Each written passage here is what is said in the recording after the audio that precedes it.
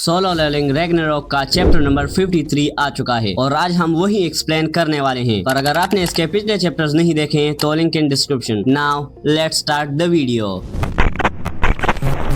हम दो सोल्जर्स को देखते हैं जो अवेकनेस के बारे में बात कर रहे होते हैं कि वो लोग कितने पावरफुल हैं और वो विलेंस। हमने सुना है कि उन पर बुलेट्स भी काम नहीं करते। पता नहीं क्यों इस सिटी को देखकर लगता है जैसे केओस मचा है हर जगह। तभी हम बैक यूनहो को देखते हैं जो सारे विलेंस को मारता हुआ आगे बढ़ रहा था और सूहो भी सबको मार रहा है। बैक यूनहो से कहता है एक समनर होने के बाद भी तुम बहुत पावरफुल हो। मैंने संगे लुहान के बेटे से यही एक्सपेक्ट किया था। वैसे तुम मुझे अंकल कह सकते हो। सूहो भी कहता है अगर हम ऐसे ही इनको मारते रहेंगे तो वो सभी चुप जाएंगे, है ना। बैक यूनहो कहता है लगता है तुम इन सब चीजों में नए हो। अगर हम ये सब करते रहेंगे तो वो सब डर जाएंगे और हम जिन्हें बचाना चाहते हैं वो भी बच जाएंगे। ये कहते हुए वो अपना ऑरा रिलीज करता है। जितना हम अपने पावर्स को दिखाएंगे सभी विलेंस उतने ही डरेंगे और लोग भी उतना ही सेफ रहेंगे। सूहो ये सुनने के बाद कहता है ओह, मैंने इसके बारे में कभी इस तरह से नहीं सोचा। तभी बैक यूनहो पूछता है तुम्हारी कोई गर्लफ्रेंड है क्या। सूहो कहता है नहीं। यूनहो बताता है वैसे मेरी भी एक बेटी है और वो भी सिंगल है। यह सुनकर सूहो कहता है क्या कहा आपने। तभी हम एक हेलीकॉप्टर को देखते हैं जहां वू जिनचुल बैक मीहो से बात कर रहा था फोन पर। वो कहता है तुमने बहुत अच्छा काम किया। तुमने सारे हंटर्स को इवैक्यूएट किया और सारे सिटीजन को भी बचा लिया। वैसे तुम्हारे सामने ये काले से लोग कौन है। क्या ये मैजिक बीस्ट हैं। पर इसके बारे में मीहो को भी कुछ नहीं पता था। ये सुनकर लिम टाइग्यू कहता है अगर उसे भी इसके बारे में नहीं पता तो मैं उन्हें देखता हूँ। वू जिनचुल उसे रोकने की कोशिश करता है लेकिन वो जंप कर देता है और एक एक करके सारे शेडो सोल्जर्स को मारने लगता है। वो सभी पर एम करता है और फिर एक ही बार में सभी को खत्म कर देता है। सूहो को ये फील होता है और वो शौक होता है ये क्या है। पर बैक यूनहो कहता है अरे फिक्र मत करो, वो हमारे ही साइड में है। एस रैंक हंटर्स हमारी मदद के लिए आ चुके हैं। ये सुनकर सूहो खुश होता है पर तभी लिम टाइग्यू उसे देख लेता है और कहता है मैंने तुम्हें ढूंढ लिया संग सूहो। तभी उसे ली मिन सुंग याद आता है। यहाँ वो चिल्लाते हुए कहता है तुम्हारी वजह से ही स्टारडस्ट डिस्ट्रीब्यूशन हुई है और सूहो पर अटैक करता है। पर बैक यूनहो उसे रोक देता है। लिम टाइग्यू कहता है तुम एक क्रिमिनल की साइड क्यों ले रहे हो। यूनहो समझाने की कोशिश करता है लेकिन वो उसकी बात समझ ही नहीं रहा था। यूनहो कहता है इसे विलन कहना वो भी बिना किसी रीजन के ये तो ठीक नहीं है ना। मुझे पता है तुम कंफ्यूज हो ली मिन सुंग की वजह से। पर तभी लिम टाइग्यू उस पर अटैक करता है। संग सूहो बताओ तुम्हारा इसके साथ क्या रिलेशन है। यह सुनने के बाद यूनहो को भी गुस्सा आ जाता है और रेडी होता है फाइट के लिए। लगता है तुम ऐसे मानोगे नहीं, पहले मैं तुम्हें चुप कराता हूँ। दोनों अपना ऑरा रिलीज करते हैं। सूहो भी बहुत मुश्किल से खुद को संभाल पा रहा था और सोचता है अगर ये दोनों यहाँ पर लड़े तो ये जगह पूरी तरह से डिस्ट्रॉय हो जाएगी। तभी उनके सराउंड हम फायर को देखते हैं और कोई कहता है सब लोग शांत हो जाओ। तभी पीछे से चोई जोंगिन आता है